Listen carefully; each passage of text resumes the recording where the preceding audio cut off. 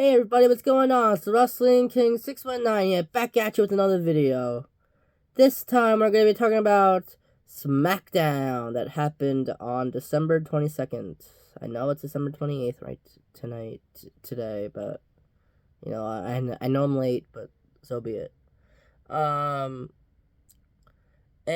I kind of don't want to do the recap and highlights anymore. But I mean, if you guys like that, for some reason, like on like the YouTube videos, like the comments are turned off. I don't know how to turn it on, but you can always DM me, on Instagram. My Instagram is MichaelWiniawski. That's my full name. Well, my first and last name, Michael Winiawski. And say, hey Michael, listen, do more of the recap and highlights. I mean, if not, I'll always do the predictions and I'll always do the predictions and the purchases for the wrestling stuff. Like that will never go away with like the meet and greets and stuff. Yeah. So anyway, I want to give a big shout out to Fig Heel YouTube channel.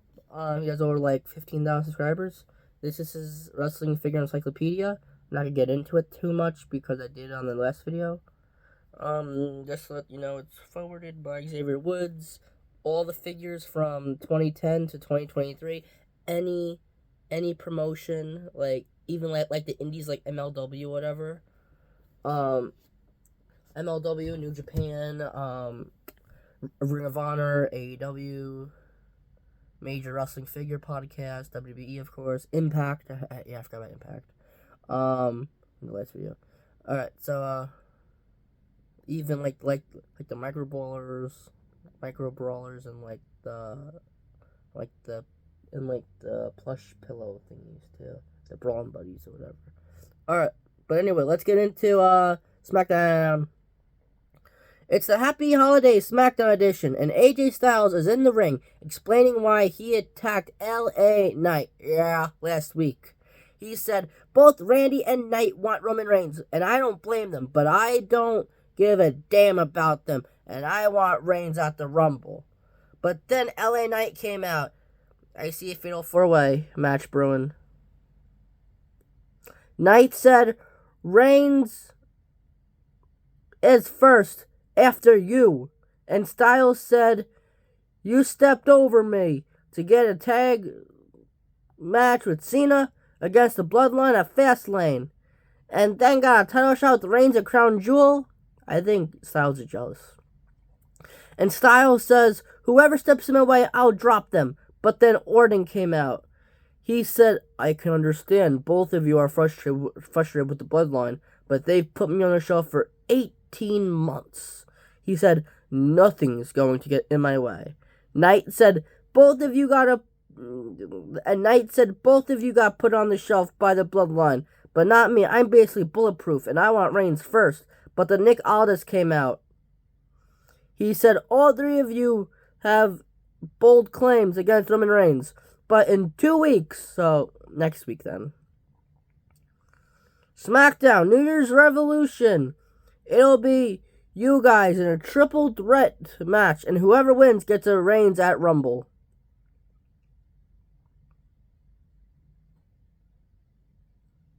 Now it's the first match of the night. Belair, Shotzi, Mia Yim, and Zelina versus Damage Control in a Holiday Havoc 4-on-4 tag match. Shotzi unwrapped a present, and there was a steel chair, and used it as a launching pad to Bayley. Asuka and Kairi both were whacking Mia Yim and Zelina with candy cane kendo sticks. Then Belair and Shotzi had candy cane kendo sticks and beat them up. When we come back from commercial break, there is a table set up in the corner in the ring, and there are boxes, and there are present boxes in the ring. Outside the ring, Zelina gave Io a spike DDT on her head. And in the ring, Mia Yim gave Asuka a powerbomb. Bianca had Io on her shoulders. And Io had a box on her head. And Shotzi gave her a missile dropkick and pinned her. But Asuka broke it up. Kairi gave Shotzi a spinning back fist. And threw her in a Christmas tree. But Zelina hit Kairi with the chair. Dakota gave Zelina a pumpkin pie to the face because remember, Dakota could still be out there because even though she's injured, she's not in the match. But remember, it's a no disqualification match. And Asuka missed Zelina, in the face. The Kabuki Warriors opened a chest wrapped up like a present, but Isla Dawn was in there. And there was another one behind them, and Alba Fire came out. And both attacked them. And both of the faces of the Kabuki Warriors were like a genuine shock. Bianca gave Bayley a KOD. Io gave Bianca a moonsault. But then Mia Yim gave Io an eat the feet, which is basically and put her through a table and won the match. The progressive match flow segment was a time where Jimmy and Solo took out Styles ahead of Fastlane. Now we go to the Bloodline's locker room, and Jimmy is talking with Solo, and Roman Reigns wants Heyman to bring Nick Aldis in there to speak with him. Now we go back in the ring, and it's Dragon Lee versus Butch for the North American title. Butch was on the outside, and Lee was about to do a move through the ropes, but Butch gave him like a baseball slide drop kick. And basically just dropped Lee back first on the apron. Dragon was about to do a powerbomb, but Butch reversed it and gave him a double underhook powerbomb and pinned Dragon Lee, but he kicked out. Dragon gave him a sit-down powerbomb and pinned Butch, but he kicked out.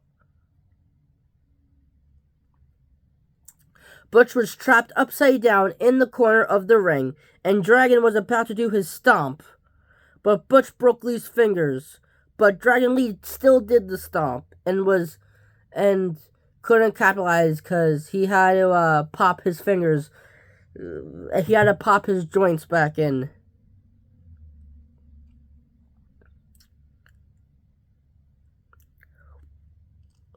Butch was about to give him the bitter end or better end, whatever. But Lee reversed it with the Destroyer.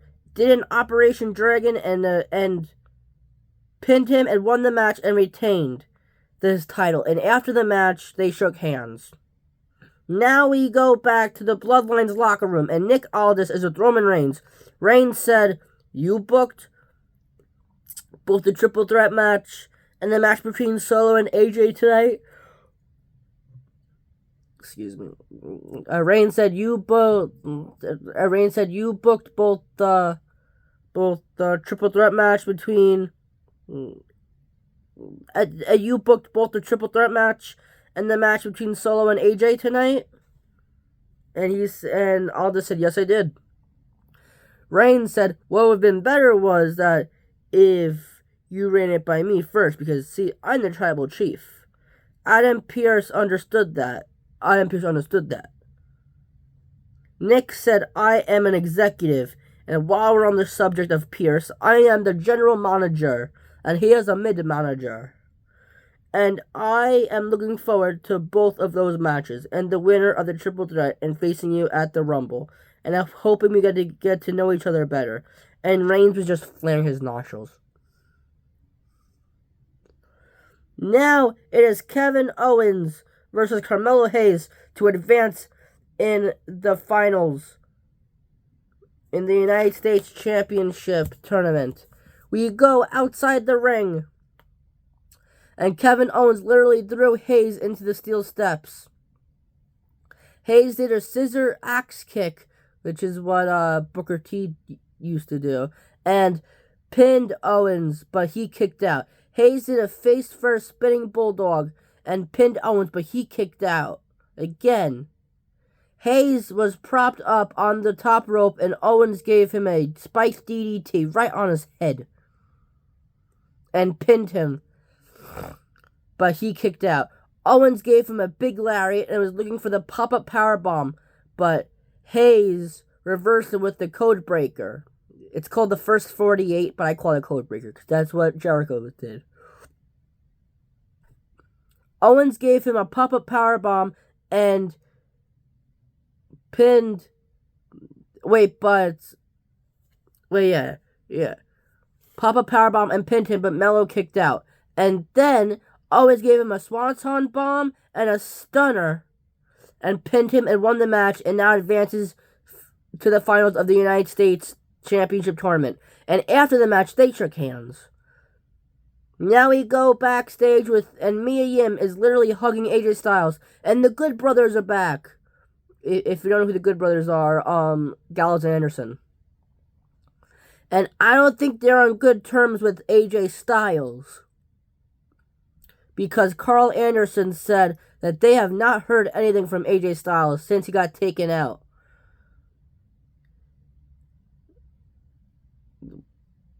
Luke Gallows said, "Are we good?" Because they didn't know that he was coming back last week.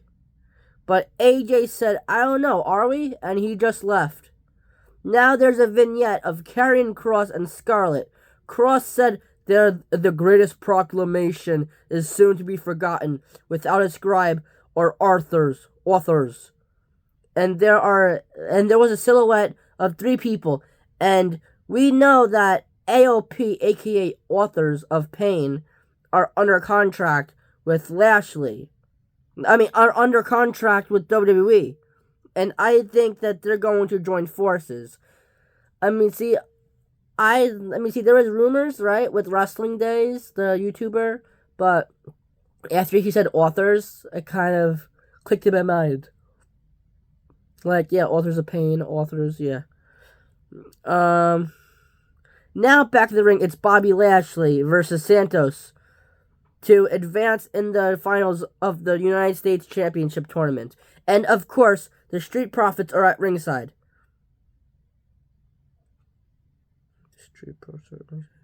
Lashley was trying to get up, but Santos gave him a drop kick outside the ring, right? He was trying to get up, but Santos gave him a drop kick outside the ring, and he landed hard against the steel steps. I think one of the fans hopped the barricade, but security was there, and he escorted him. But we didn't know what he looked like because he wore a mask. But then another person with a mask came out, and both of them attacked the Street Profits. Due to the distraction, Santos rolled Lashley up with the cover for the 3 count, but he also had the tights, but it didn't matter because he advances in the finals, to the finals. Then the masked men unmasked themselves, and it was Humberto Carrillo and Angel Garza. Now I've heard and seen rumors on Instagram that says that Humberto Carrillo, Garza, and Santos would be joining forces, and that Logan Paul, Austin Theory, and Grayson Waller would also be joining forces. Well, one of those rumors already came true, apparently. Now we go backstage, and Kathy Kelly's interviewing Butch about his loss against Dragon Lee and over the North American title. Butch said, "I did what I always do. I brought the fight. And congrats to Dragon Lee." But then Pretty Deadly came out, and Butch was beating them up. But then security and Nick Aldis came on the scene and separated them. And he said, and Nick Aldis said, "Butch, you find yourself a partner and go up against Pretty Deadly at New Year's Revolution." Now, I have one of 2 guesses that who could be his partner: a returning Sheamus, or I forgot what they called it, but I forgot what the tag team is called, but Bruiserweight, strong, whatever, big strong boy. Tyler Bate might make his WWE debut, SmackDown debut. there was a talking segment with Logan Paul saying that both of the finalists in the tournament, they are not on my league, and enjoy your temporary clout because that's all you'll be getting from me. Now it's the main event, Solo versus AJ Styles. Solo was outside the ring, and AJ did a sliding... Wait, hold on. Solo versus... Yeah, Solo was outside of the ring, and Styles did a sliding knee and kicked Solo in the face on the apron. I mean, no, he was on the apron and gave a sliding kick to Solo, who wasn't on the apron.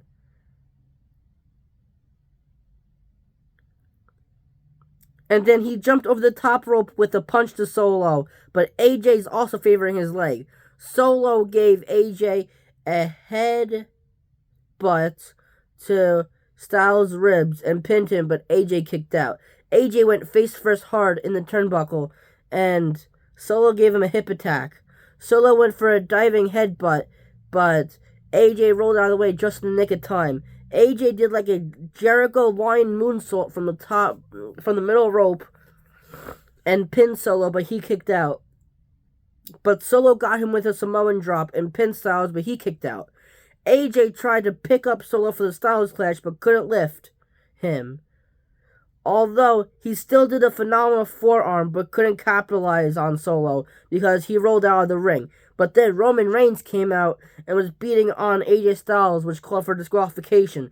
Then Jimmy came out, and all three of them were just being on Styles. But then Knight and Orton came out, and they took it to the Bloodline. Once the Bloodline got out of the ring, the good guys started battling out because... Remember, it's a triple threat match for SmackDown Revolution, and whoever wins gets reigns at the Rumble. All right, that's all that happened at SmackDown. Please like, comment, subscribe to my YouTube channel and my Facebook page, Everything Wrestling, and I'll catch you guys in my next video. Peace.